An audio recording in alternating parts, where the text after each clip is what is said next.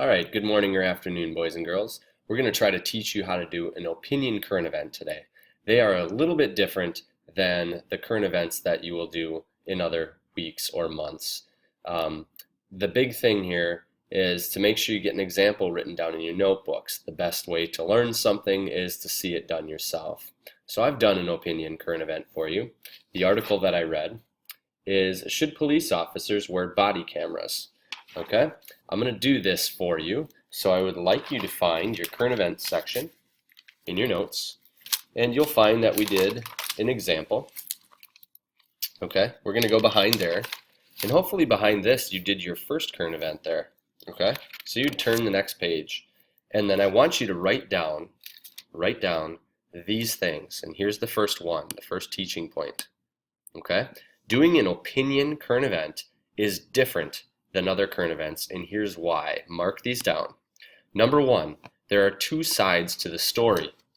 In other current events, there's usually one story, but in an opinion, we have the pro side and then we have the con side. So we got to mark down both when we write our summaries. Summaries must be neutral, okay? They cannot be one-sided. So in the example of the body camera article, we cannot tell about in our summary why people should wear body cameras, or why they should only,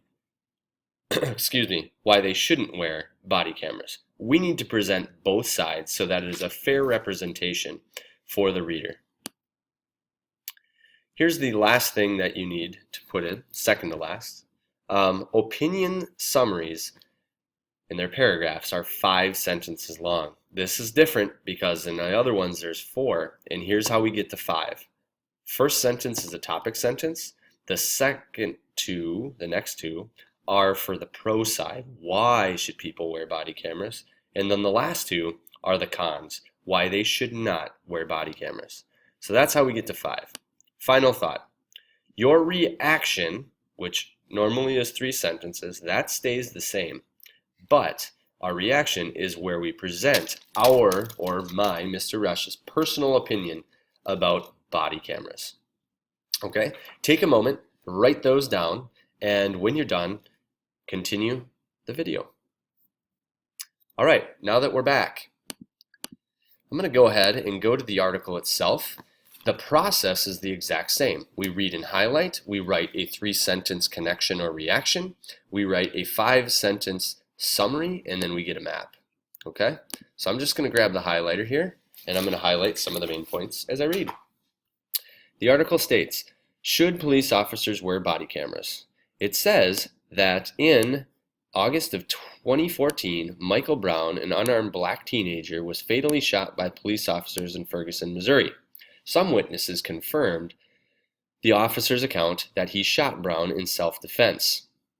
Some believe he shot Brown in self-defense. Others said Brown had posed no threat, okay, and that the shooting was unjustified. The officer wasn't charged with a crime, but if he'd been wearing a camera that had taped the encounter, perhaps our understanding of the interaction would be clearer, or the outcome different. Brown's death and other tragedies involving unarmed civilians, many of them black, and law enforcement over the past year, has sparked a national conversation about whether police officers should wear body cameras. In May, the Obama administration launched a $75 million program to test their effectiveness. That's pretty important. It's a lot of money. The community wants to know what the police are doing. Lindsay Miller of the Police Executive Research Forum notes, body cameras are a good way to show that. Critics, these are the opponents, the guys against it, say the devices are too costly, invade people's privacy, and aren't properly regulated. Should officers record their time on duty? Experts weigh in. Here's the pro side, the yes. These are guys that are for it. Proponents of body cameras say that they help eliminate he said, she said situations. Their footage can provide valuable evidence on the cases where police and civilian accounts differ. That's important. In court, the jury can see what exactly happened, explains Richard Berry, president of the International Association of Chiefs of Police. It's a very factual depiction of what transpired. This can help protect police officers and their departments from costly lawsuits. There are a lot of false accusations. And the videos prove the officer's right about 99% of the time, Barry says. That's one reason Jason Parker, head of the police department in Dalton, Georgia, where some of the officers have been strapping on body cams for 4 years, believes the majority of law enforcement officials in the U.S. are in favor of body cameras. They want to demonstrate to the public that they're doing things in a professional manner and that by and large they are using a great deal of restraint. Supporters of body cameras, including Tony Farrar, the chief of police in Rialto, California, also point to evidence that the devices may help positively influence officers' behavior. Farrar's 106-person force has been studying the effects of body-worn cameras for 3 years. The officers wearing the devices are 66% less likely to use force, the data show. Rialto receives up to 88% fewer complaints about police conduct. That's some good information. Police officers aren't the only ones who are mindful when they are being recorded. For our notes, the devices can help civilians keep their cool. We will tell them, just so you know, you're being recorded, and that tends to de-escalate some of the situations, he explains. All right, let's look at the cons. This is the no side. Body cameras will record a lot more than controversial encounters between civilians and police, critics say. For instance, an officer walking down a busy street could document thousands of people and interactions in just a single afternoon. This sounds like invasion of privacy, but let's keep reading. Cops show up at a call at a domestic disturbance, and little kids are running around in their underwear in the backyard. Yep, I was right. Notes Jeff Rorda, business manager of the St. Louis Police Officers Association in Missouri. Such recordings raise huge privacy concerns, especially because in some states anyone can access them. Washington state civilians, for example, have the right to file a request for body camera recordings.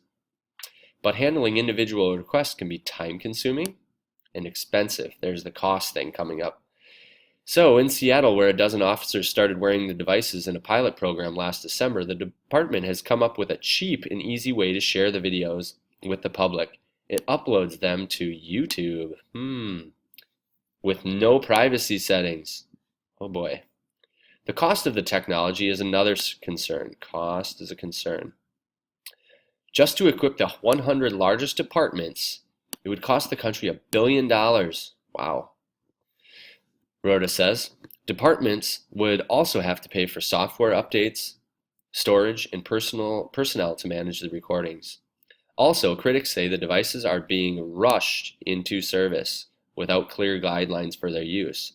For instance, some people like Trevor Timm, executive director of the Freedom of the Press Foundation, are concerned that many police departments lack regulations about when officers press stop. If they don't immediately get fired for turning off the camera before they do something they don't want recorded, police officers are going to turn off their cameras. All right, so just like we did before, we are going to read and highlight our article, and the next thing is to write a summary and a reaction and then get a map. Okay, so here's my example summary. Please mark this down in your notebooks. Okay, right back here, write down the summary and reaction that I do for you so you have something to go back on. Now the thing to remember here is that we need 5. Cinco. We need 5 sentences in our summary. All right, so here's what I came up with. Remember, our goal is we got to stay neutral, not Jimmy Neutron, neutral. We got to present both sides of the story, and the best thing to do is to use 2 pros and 2 cons, okay? And that is sentences. And then, of course, we have our topic sentence to be the 5th. So here's what I came up with. I'm going to summarize what the problem is that was stated in the article first. It says, after some unarmed shooting deaths of African Americans like Michael Brown, people are wondering if police officers should wear body cameras. Proponents, that's just a fancy way to say those people who like it or are for it, argue that video evidence can protect police departments from costly lawsuits. Also, here's sentence number 3, point number 2 for the pros. Some say that the devices can help police officers and civilians keep their cool. Now we need to have a nice transition word to get us back to the cons, which we haven't talked about yet.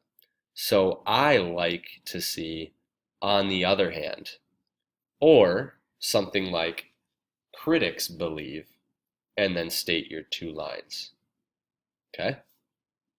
So, on the other hand, critics say body cameras are an invasion of privacy.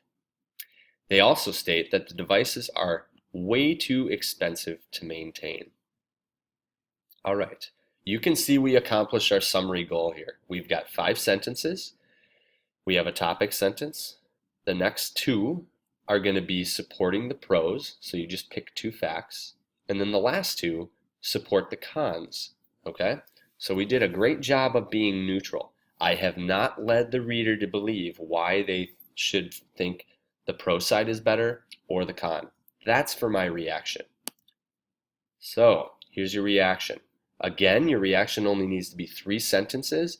We do it just like we have in the past. We want to state our opinion up front, and we want to use evidence to support our claims. Here's what I believe. I believe that body cameras would be a good idea to require police officers to have. Idea stated, obviously I'm for them. Now I need 2 sentences to back up my claim, evidence. The device seems to calm both officer and civilian down and could save lives. Lastly, I think it's sad that so many people are being gunned down in the streets. Okay, I didn't finish this, but I'm gonna now.